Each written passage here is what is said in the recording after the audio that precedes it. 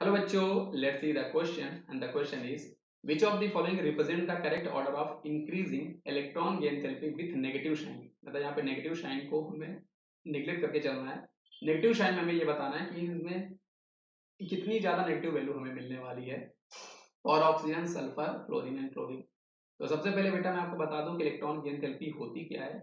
जब कोई भी एलिमेंट जो होता है वो आइसोलेटेड एटम या फिर गैसियस एटम, जब वो इलेक्ट्रॉन को एक्सेप्ट कर रहा होता है तो इलेक्ट्रॉन को एक्सेप्ट करते वक्त वो जितनी एनर्जी को रिलीज किया करता है उसी को हम लोग बोला करते हैं बेटा इलेक्ट्रॉन गेन एंथैल्पी बोला करते हैं। और मेनली जो आपका इलेक्ट्रॉन गेन एंथैल्पी होता है बेटा वो आपका नेगेटिव साइन होता है। तो ये आपको पता होना चाहिए कि इलेक्ट्रॉन गेन एंथैल्पी हमारे पास होता है और उसका साइन जो होता है बेटा वो आपका नेगेटिव आता है क्योंकि एनर्जी वहां पर रिलीज होती है।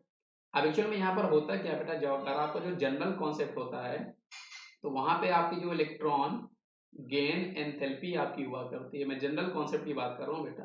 केमिस्ट्री में आपके एक्सेप्शन भी हुआ करते हैं इसलिए आपको पता होना चाहिए। जनरल कॉन्सेप्ट आपको पता होना चाहिए, साथ में एक्सेप्शन आपको याद होना चाहिए।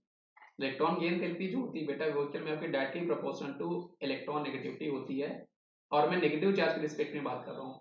मतलब इलेक्ट्रॉन नेगेटिविटी जितनी ज्यादा होती है ना उतना नेगेटिव इलेक्ट्रॉन गेन थेरेपी आपको मिल रहा होता है।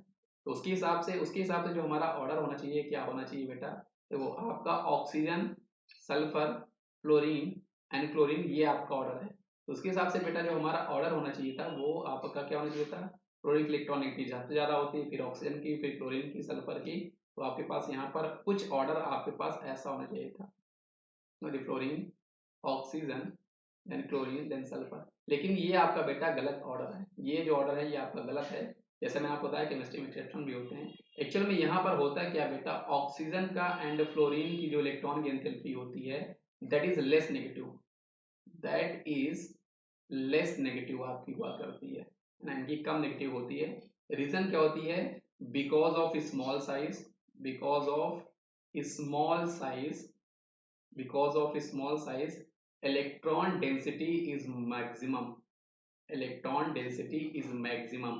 तो इनकी स्मॉल साइज होने के कारण बेटा यहाँ पे इलेक्ट्रॉन डेंसिटी बहुत ज्यादा होती है।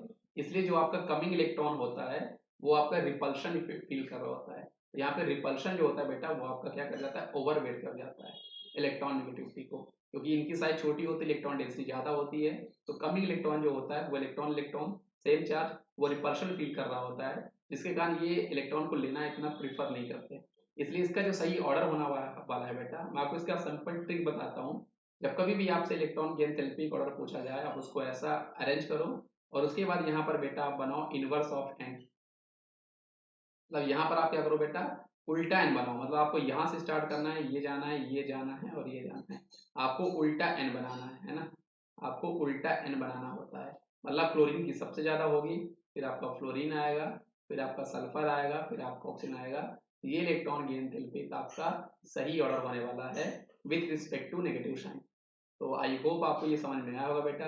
सही जवाब हमारे पास इसका ऑप्शन नंबर बी है बच्चों। सो थैंक यू बच्चों।